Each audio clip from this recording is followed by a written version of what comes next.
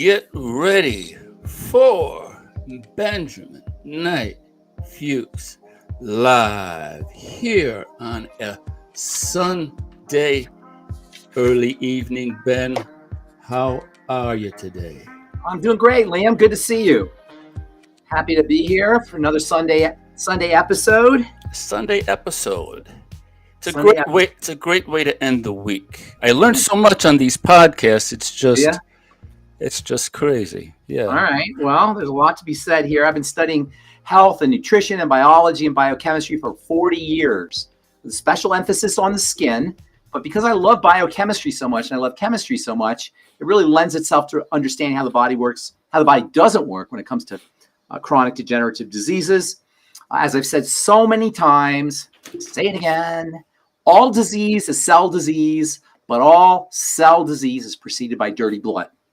Today, we're going to talk about Parkinson's disease. Okay. Parkinson's disease, like any other chronic degenerative disease, is a blood condition. A couple little factoids about it. Some 90,000 people are going to be diagnosed with Parkinson's disease in the United States this year. That's up from 60,000 people, I think, 10 years ago. So the rates are increased. That is a 50% increase. It is a vascular issue, although it doesn't get treated as such. There's nothing doctors can do.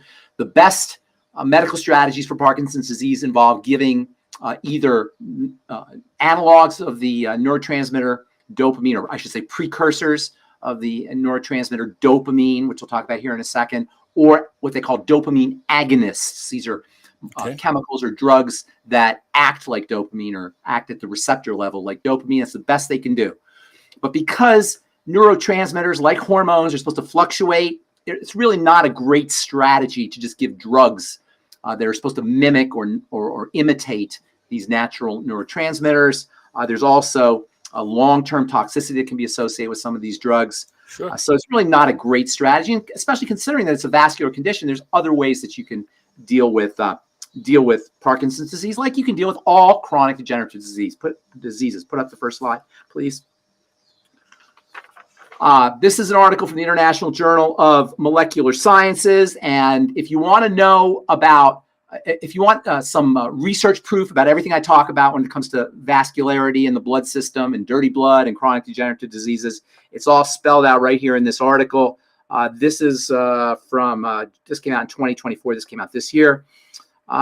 Quote, where's the quote here? The pivotal role of the vascular system in maintaining tissue homeostasis is highlighted as it serves as the conduit for oxygen, nutrients, and immune cells to vital organs and tissues due to the vital role of the vascular system, that is the blood, in maintaining homeostasis. Its dysfunction, characterized by impaired blood flow and vascular inflammation, quote, this is it right here, folks, emerges as a common denominator of degenerative diseases across multiple systems.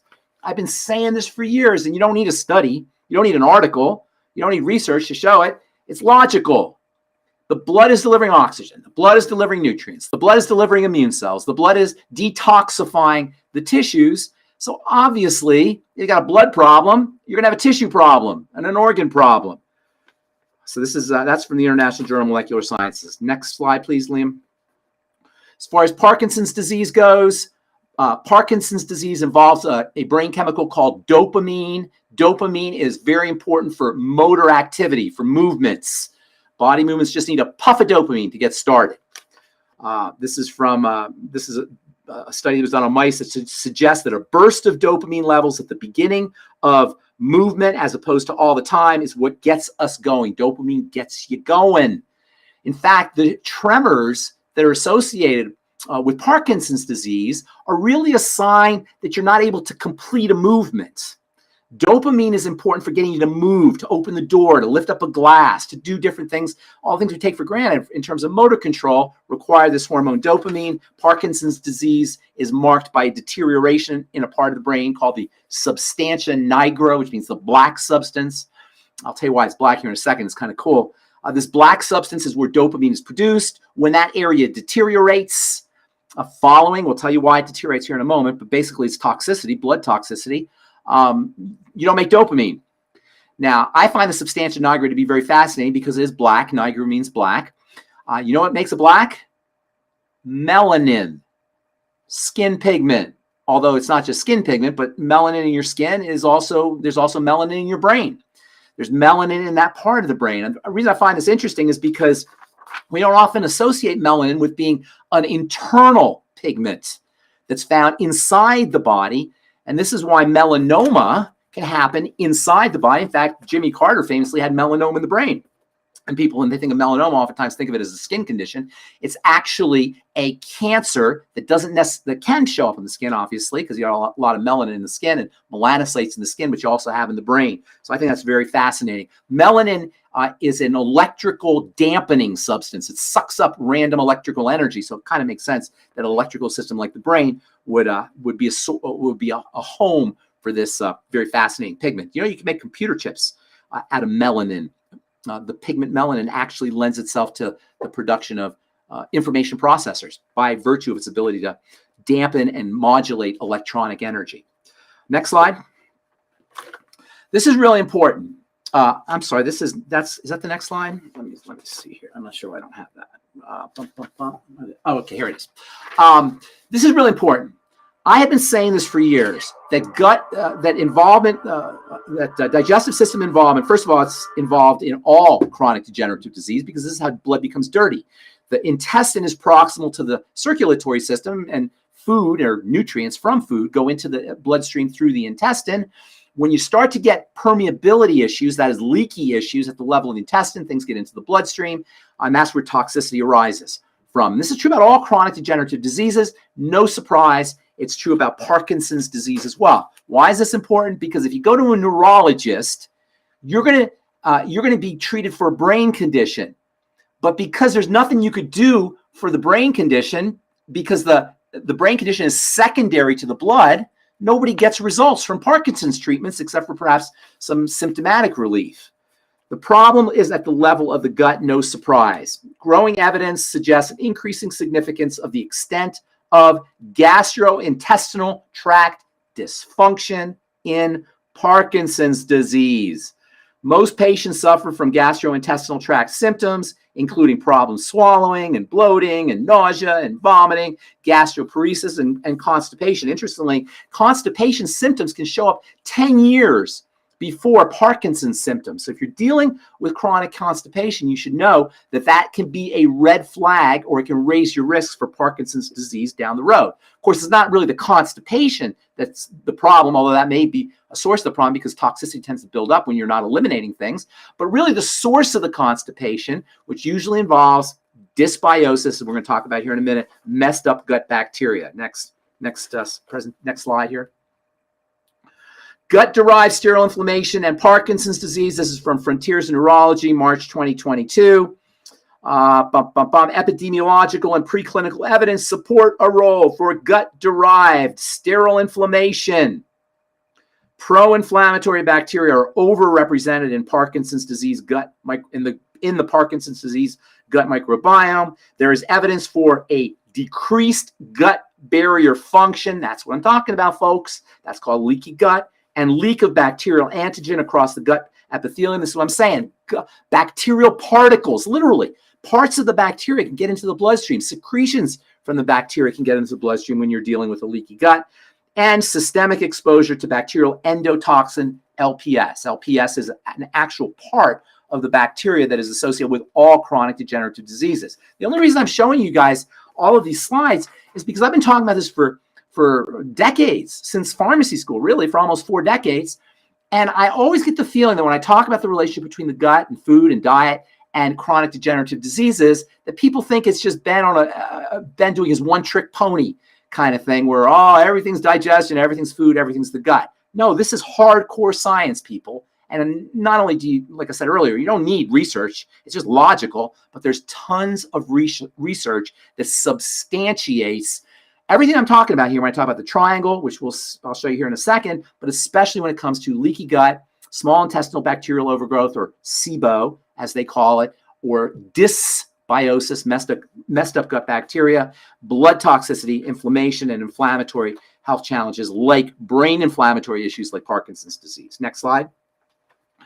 There's a very interesting protein called alpha-synuclein, which tends to accumulate in the brains of Parkinson's patients. And no surprise, alpha-synuclein is a gastrointestinal, it's an intestinal protein. It's made in the intestine. And it turns out that this alpha-synuclein in the intestine can actually migrate through a leaky gut, through the blood, to the brain, and there are accumulations of alpha-synuclein in the brain of Parkinson's patients. And now it's thought that alpha-synuclein plays a role in the inflammatory conditions associated with Parkinson's disease. Quote, by the way, this is from the journal Molecular Medicine Reports 2021. Changes to the gastrointestinal microbiome cause misfolding and aggregation, abnormal aggregation of alpha-synuclein in the intestine. As you got messed up bacteria, that results in the accumulation of this protein alpha-synuclein. Now check this out. Abnormal alpha-synuclein is not eliminated, but rather is transported into the central nervous system via the vagus nerve. We talked about that last week. The abnormal levels of alpha-synuclein from the digestive system, from the intestine, aggregate in the substantia nigra, not only leading to the formation of inflammatory factors and immune factors, but also causing mitochondrial dysfunction in the dopamine neurons. You see what I'm saying here, people? You've got dysbiosis. You've got an accumulation of this protein alpha-synuclein. This alpha-synuclein is not eliminated. Rather, it goes into the bloodstream through a leaky gut and migrates its way to the central nervous system and finding its way in the brain. And now scientists believe, and medical researchers believe, that it's alpha-synuclein that may be responsible for the inflammation and the death of the neurons, the nerve cells in the substantia nigra. But what they're not telling you is the alpha-synuclein starts off in the intestine. Next slide.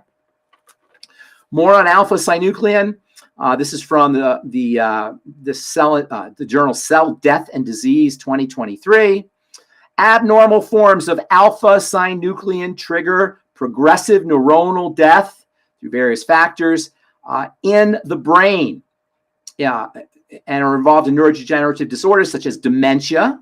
Okay, there's also dementia aspect to this alpha-synuclein accumulation. And check this out. I love this. Multiple system atrophy. Literally, they call it multiple system atrophy. Alpha-synuclein in the blood can cause multiple system atrophy. What does that mean? That means everything. Multiple system atrophy means all the systems will deteriorate. Atrophy means it will deteriorate. So alpha-synuclein is not only associated with brain and nervous system disorders, dementia and Parkinson's disease, but also with multiple system atrophy. What more do you need to see, people? This is an intestinal connection to everything. Next slide. Gut microbiota, that's the microbiome, the bacteria in the intestine, a novel therapeutic target for Parkinson's disease. Now, cutting edge medical researchers are starting to target the microbiome for folks who have Parkinson's disease. You don't have to wait for cutting edge researchers to affirm what I've been telling you for 40 years. Just use common sense and logic. This is from Frontiers in Immunology. This is from 2022. Growing evidence has demonstrated that gut dysbiosis, messed up gut bacteria, is involved in the occurrence, development, and progression of Parkinson's disease. Numerous clinical trials have identified the characteristics of the changed gut microbiota profiles, and preclinical studies in Parkinson's disease animal models have indicated that gut dysbiosis can influence the progression and onset of Parkinson's disease. Next slide. Gut microbiome dysbiosis across early Parkinson's disease. Quote, we show gut microbiota compositions are significantly altered in Parkinson's disease. We show gut microbiota composition, Parkinson's disease-like gut dysbiosis occurs at all stages of Parkinson's disease. Next slide. Now remember, we have a triangle here. So you've got a problem at the level of the gut, and you've got leaky gut and toxins getting into the gut, but there's also, it's a triangle, you've also got the blood sugar system that's involved. And if you've heard me talk about the triangle, this should come as no surprise to you. There's also a relationship between blood sugar or disruptions in blood sugar, what I call dysglycemia. Dysbiosis means messed up gut bacteria. Glycemia means messed up blood sugar. And the relation, this is from the International Journal of Neuroscience.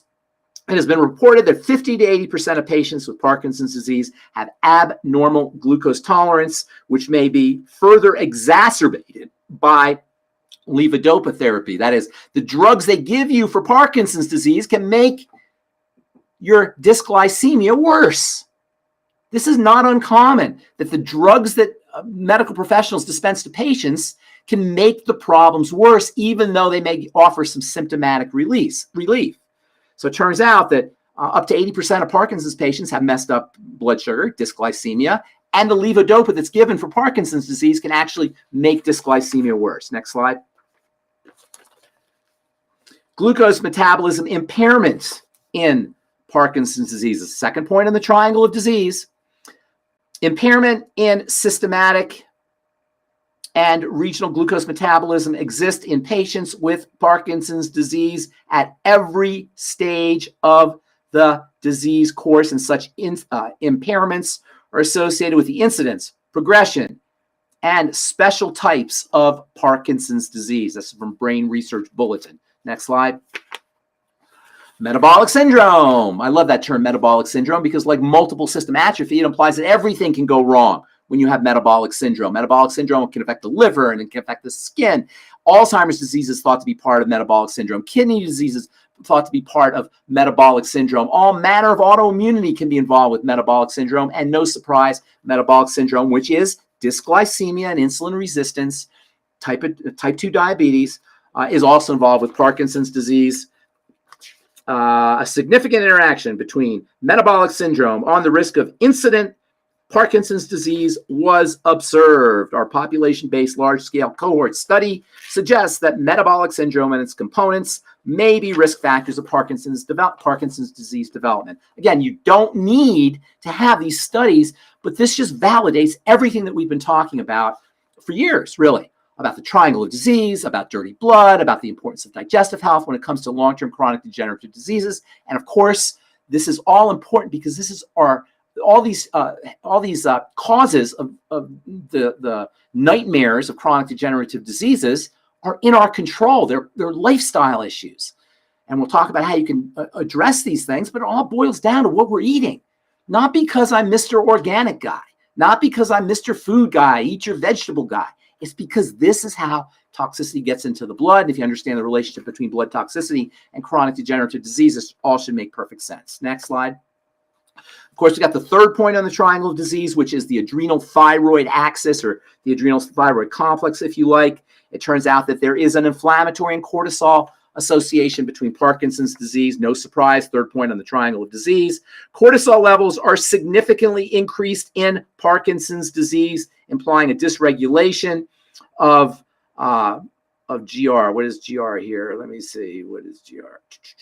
Of glucocorticoid release function in immune cells. That means that there is an involvement of the inflammatory and anti-inflammatory system. Cortisol is always going to be involved, and I didn't do any research on the thyroid, but hypothyroidism is also going to be involved. That's the third point on the triangle of disease. Parkinson's patients, via this cortisol connection and the blood sugar connection and the digestive connection, are likely going to be hypothyroid as well. I probably should have gotten some studies for that, but I'm sure there won't be it won't be hard to find those. So what do you do? Well, go to the next slide here. Work on food. First of all, always, whenever you're dealing with a chronic degenerative disease and you want to get some relief, or you want to slow down its progression, or you want to prevent its occurrence, and you have a digestive health challenge, and I said earlier that Parkinson's disease symptoms show up sometimes up to 10 years after constipation symptoms. So Parkinson's patients have long-standing digestive health issues. This is why a food diary is so important. So what you want to do, if you suspect that you're having a brain health issue, a movement disorder issue, and it's associated with some kind of digestive health issue, or if you just have an intestinal problem and you don't want to have Parkinson's disease or some other chronic degenerative disease show up, do a food diary and link specific foods to specific digestive symptoms. If you have Parkinson's disease, link those foods to tremors. Notice that when you eat certain foods, your tremors get worse. I was talking to a patient. A guy called me up a couple months ago. He had no idea about this connection. I told him to do a food diary, and he said to me a couple of weeks later, "Oh my gosh, every time I have bread, every time I have cereal, every time I have sugar, every time I have processed foods, my tremors get worse." Of course, he cut back on all these foods. He actually eliminated a lot of these foods, and his Parkinson's disease symptoms improved dramatically. And he had been going to doctors for years trying to deal with his Parkinson's symptoms. He was a young guy. So always do a food diary. Always practice the elimination diet, where you eliminate problem foods. Elimination diet simply means you stop eating the foods that cause either skin issues or tremor issues, Parkinson's issues, any kind of issues, bloating, gas, constipation, loose stools, whatever your symptoms are. They can be digestive, they can be neural, they can be immune, they can be skin. Always link them to the foods you're eating and then eliminate those foods. That's called the elimination diet. So food diary and elimination diet. Then there are wonderful supplements you could use. Of course, probiotics are going to be helpful. I love the Nightly Essence probiotics. Digestive enzymes can be helpful. I like the Ultimate Enzymes from Longevity. When you take your digestive enzymes, your Ultimate Enzymes, make sure that you're using a little apple cider vinegar or something acidic, maybe some aloe vera juice or lemon juice to activate the digestive enzymes. Digestive enzymes need to be activated by acid. You should also be using hyperimmune egg. Longevity's got a great product called I-26. All Parkinson's patients, as well as SIBO patients or patients who have any kind of health challenge associated with intestinal health, should be using I-26, which is egg powder that comes from eggs that have been laid by chickens who have been given an inoculation with an antigen. In response to that inoculation of the antigen, they make antibodies which show up in the eggs. Those antibodies can kill excess bacteria in the small intestine. As far as leaky gut goes, there's a couple wonderful strategies you can use. First of all, collagen peptides can strengthen a leaky gut. Longevity has a wonderful product called Fucoidan or Fucoid Z, which contains fucoidan. Fucoidan is a polysaccharide. It's a long sugar chain that's found in seaweed. It has a wonderful soothing effect on the mucosa of the intestine. That can be beneficial for folks who are dealing with leaky gut. And a really neat, not really a supplement, but something that you can use. You can buy it at the supermarket that can help strengthen and help repair a leaky gut, as well as soothe the inflammation that's associated with leaky gut, is gelatin.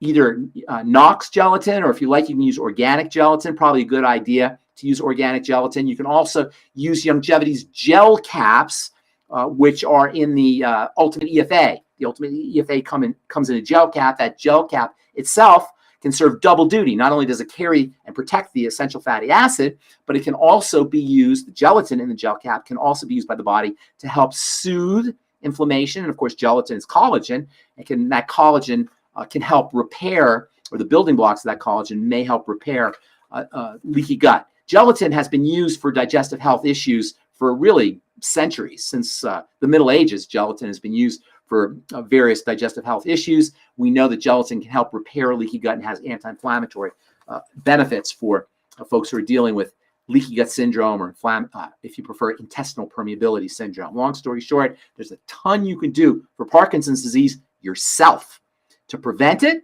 If you're dealing with a digestive health issue and you don't want to have Parkinson's disease, address your digestive condition now. Or if you have Parkinson's disease, or if you're starting to show some of the beginning signs of Parkinson's disease, you can backtrack to the digestive system, to leaky gut, doing your food diary, eliminating problem foods, working on metabolic syndrome, working on your dysglycemia and your blood sugar health by going ketogenic and reducing your calories, using supplements like the Sweeties from Longevity, or also niacin, the Ultimate Niacin from Longevity, Ultimate Selenium from Longevity. All of these have anti-diabetic properties.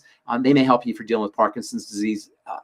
The third point of the triangle of disease, you can't really address that on its own, but by you're working on digestive health and working on blood sugar health, you can actually help lower cortisol levels, and that can be beneficial if you're dealing with Parkinson's disease. So there's lots you could do. You can't do it with a medical model. There's not much the doctor can do, but there's lots you can do by from the comfort of your own kitchen, basically, and perhaps bathroom as well. So lifestyle is always going to be our power. Our superpower is in our lifestyle choices. Chronic degenerative disease is an aberration. It should not occur. When it does, that means we just got to tweak a little bit. That means we're doing something wrong, and we just got to do a little bit of adjusting. Outstanding, Ben. That was fantastic, All man. right. Thank you. Ben always brings the receipts. What's so exciting about these podcasts is, um, you know, when it comes to health, it's so difficult because you have the medical model and you have sources like Journal of American Medicine, right, JAMA, and the Lancet, and these institutional things that people always look for as the sort of standard of truth, in medicine. But what you bring is like this tidal wave, and it's so exciting because you see this information coming from all directions, and it really is what you're sort of displaying is not just the awesomeness of the information, the subject matter, but just how things are really changing, I appreciate that. Thank you. Thank you. And yes, things are changing because people are waking up to the fact that really medicine isn't helping us. Now, I don't want this to be a knock, and I know I say this a lot, but I really have to say it often because it's important to me. This is not a knock on doctors. This is a knock on the paradigm, on the model that says that we can drug ourselves back to health. It doesn't really say that. It implies that. They never say that you can drug yourself back to health, but they imply. The commercials imply it. Healthcare professionals imply it. And there's this idea, this implication that, I can just take a drug and I'll be fine. It doesn't work that way.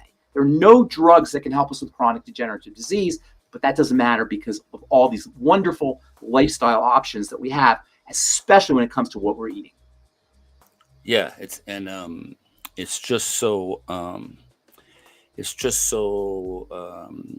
eye-opening to be doing these podcasts because it's not just one podcast. You bring it to the table every time. You just and so as you prepare for these podcasts, do you have like a sort of a daily ritual where you read through the week? I have been I love reading. I love studies. People always ask me what kind of books they should read when they want to get involved with health. And I don't really read books. I read textbooks, but I don't really read popular books about health. I do a lot of reading, but they're not really popular books when it comes to health. It's mostly studies and textbooks. And I have a huge collection of research studies that I've just been waiting for a podcast that I could do, that I could really show these studies. And that's why I was so happy to do these podcasts with you. And I'm so happy to have Restream where I can actually demonstrate these studies, because it's really important that people understand that this is in the literature. I'm not just making it up, even though there is logic. Like I said earlier, you don't really need literature because there's a lot of logic here. But when you see the literature, you're like, of course, it makes sense.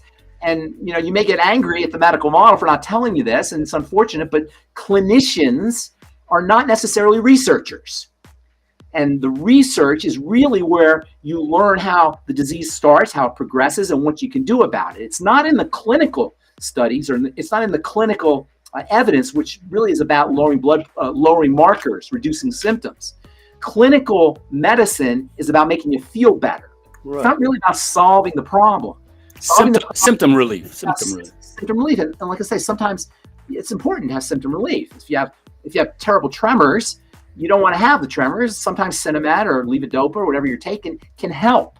But if you really want to solve the problem, that's not a matter of clinical science. That's a matter of hardcore biological research, not even epidemiological research, not the kind of research where they ask people questions about what they ate and then connect what they ate to specific symptoms, and then do statistical algorithms to see what's the percentage of people who ate this food or had this lifestyle strategy, smoking or exercising or not exercising, then had symptoms. Those are called epidemiological studies. What I'm showing you here is not epidemiology, it's biological science. It's how the body's put together, or how toxicity accrues, or how toxicity aggregates in the blood and in the various tissues, including the brain. And that's really where you learn about how disease starts and how disease progresses and what you can do about it.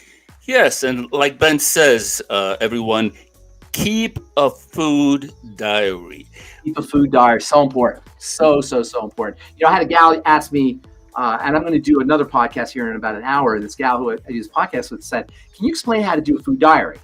And, I thought that was an important question, but I didn't really know what to say, because it's just, you write things down, and then you write down, it's not complicated.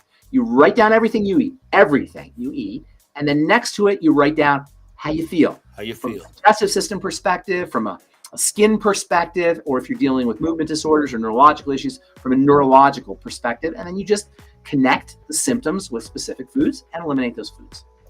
So get your diaries together, people. Do some entries, and then come here on Sundays and tell us in the chats and in the comments what's up, and we'll be so happy to answer your questions. All right, Ben. Well, this has been another. We'll see you next Sunday. We'll see you next Sunday. All right, everybody. Put your questions or comments in the chats, and we'll see you next time. All right. Take care. Bye-bye.